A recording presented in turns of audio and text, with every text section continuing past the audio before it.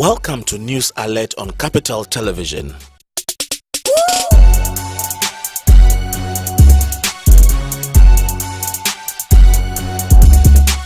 National organizer of the New Patriotic Party, John Boydu, has scoffed at government attempt to use disgraced former Nkoranza North Member of Parliament, Erica Moaten, to divert attention from the unbridled hardships facing citizens. According to John Boydu, the arrest of the ex-MP by officials of the Narcotic Control Board at the Kotoka International Airport after serving a 10-year jail term for drug-related offences was geared at painting the MPP in a bad light.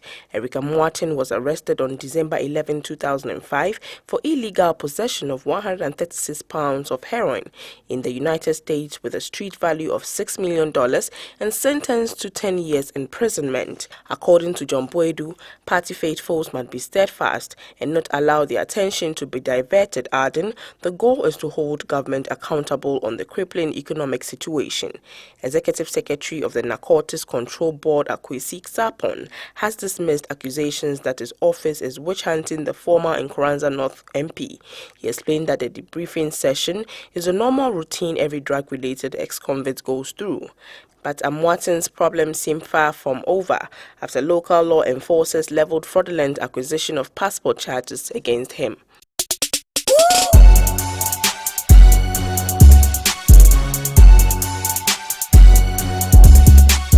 Ghanaian oil rig workers of FPSO Kwame Nkrumah have held a demonstration on the rig at sea to register their protest against poor working conditions and remuneration. The rig workers, numbering about 45, were clad in red attire with red bands displaying placards with inscriptions such as "Enough is enough," "Equal rights and justice for all workers," "No more t-shirts," "No more marks," "Oil rail salary fake," "We are hungry," and "This is just the beginning," among others. The demonstrators chanted and sang protest songs as the well-paid expatriate rig owners and workers looked on helplessly because they could do little without their Ghanaian counterparts. Officials of Tullow Oil, we gathered, were furious about the demonstration because of loss of revenue running into several millions of dollars. Recruitment agency MODEC has reportedly queried each of the workers who joined the demonstration, but the workers say they had the blessing of their mother union, the General Transport and Petrochemical Workers Union, contending they have referred the query letters to the union. Prior to this fresh demonstration, Ghanaian workers on other rigs at sea had several occasions complained to the experts about their unfair salary, disrespect from experts and poor terms of service. Recruitment agencies, for instance, receive more than $5,500 for basic month salary for particular categories of workers, plus other allowances, which brings the amount to over $7,000, but pay workers the cedi equivalent of only $450 a month, which constitutes less than 10% of the amount they charge.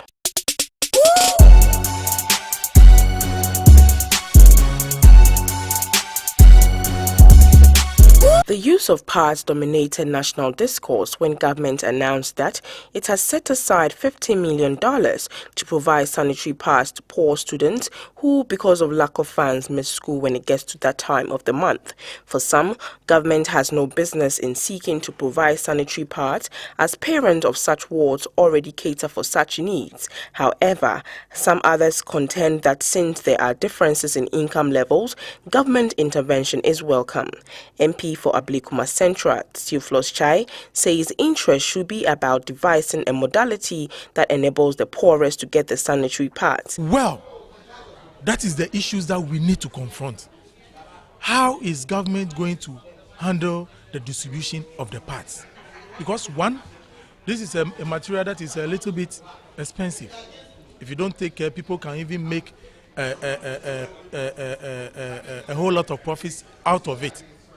So these are the things that we as members of parliament, we need to question our ministers. It is a laudable idea. How are we going to do the distribution? Which schools are going to benefit? Which schools are not going to benefit? Is it going to be done monthly? Is the distribution going to be done annually? What quantity is a girl child going to be given? These are the questions that members of parliament need to ask. and not to ridicule an important aspect of life that affects the girl child in this country. And for me, those are the questions we need to ask. But Headmistress Roberta Addo contends government needs to economically empower parents so they can cater for the needs of their wards. With this information about supplying sanitary pads to the school children, it's a laudable suggestion. But we know some parents cannot afford to buy it. So if the government will supply them to the children, it's affordability. So why don't they reduce the price of sanitary pads so that every parent can buy, or even the children can buy themselves? Because distribution of this sanitary pad is also a cost. You have to move to all the districts to supply them and make sure that every child gets his or her share. And also, with our culture, do you know that most parents don't use sanitary pads? They have their own reasons for using other materials. So we must consider this. We take a look at the various brands and prices of pads on the market. Yet on different types be pad or hase. Now mostly in the omota top pie always pad because and in a bar first. The amount for be brain always pad and a chain other pads. Always in say small size near 35 and a twin pack near 60. Your years and no 35, proper no 35, soft care and confidence. See I the years no more pepper. Mami phone so soft care because I know cheap.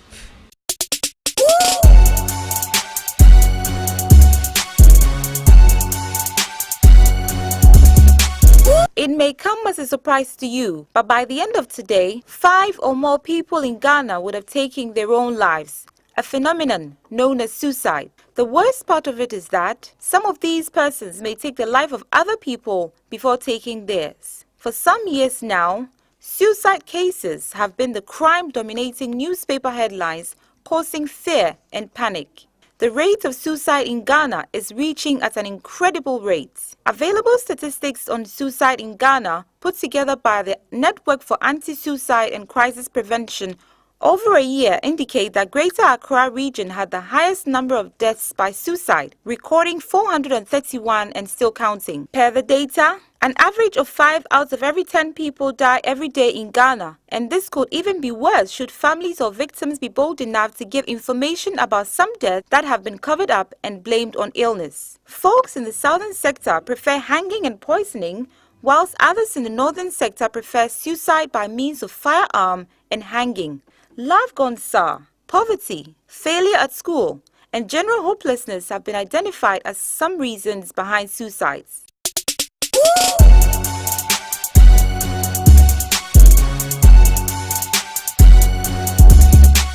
The Deputy Minister of Lands and Natural Resources, Barbara Sewa Asamoah, has indicated that government will soon commence the importation of timber into the country. According to the Deputy Minister, there is high demand for timber products in the country, but the current timber production capacity is extremely low, fearing if government fails to bring in additional supply, illegal chainsaw activities could increase tremendously. Madam Asamoah said government is currently holding talks with other countries like Cameroon and Guyana to see how best they could reduce taxes on timber that might be imported from those countries. With the introduction of the public procurement policy, she said only legally acquired timber would now be used for all government projects.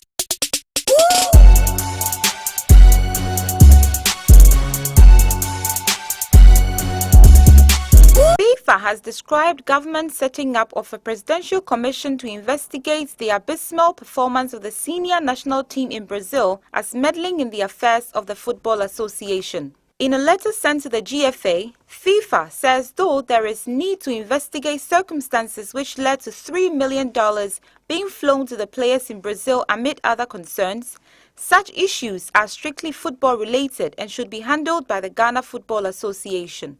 This move by FIFA cast doubts over the government commission, which was to start sitting on Monday, 11th August 2014. The Black Star failed to move out of their group, which included the USA, Portugal, and eventual winners Germany. It remains to be seen what action government will take now that FIFA has threatened to place a ban should the Presidential Commission proceed work. Xavi Hernandez has been appointed as Barcelona's new captain after the retirement of Carlos Puyol. 34-year-old midfielder Carlos Puyol left the club this summer to take up a now-playing role at the club. The former Spain midfielder was Puyol's deputy last season and won a vote of his teammates to take on the armband on a permanent basis after deciding to remain at Camp Nou. New captain Xavi will be assisted by Andres Iniesta, who will be his immediate deputy ahead of Lionel Messi and Sergio Busquets. Xavi has spent his entire career at Barcelona, making close to 500 La Liga appearances for the Catalan Giants since making his debut in 1998. He has won a stunning 7 Primera Division titles in his time at Camp Nou, along with 3 Champions Leagues and 2 Copa del Rey.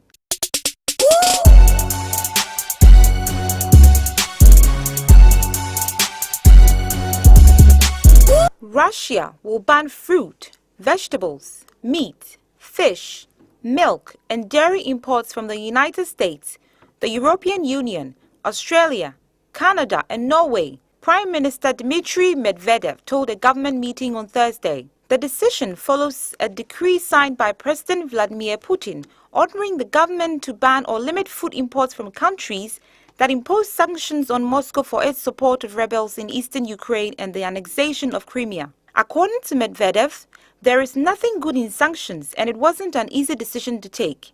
But we had to do it, he said. The ban is valid from August 7 and will last for 1 year.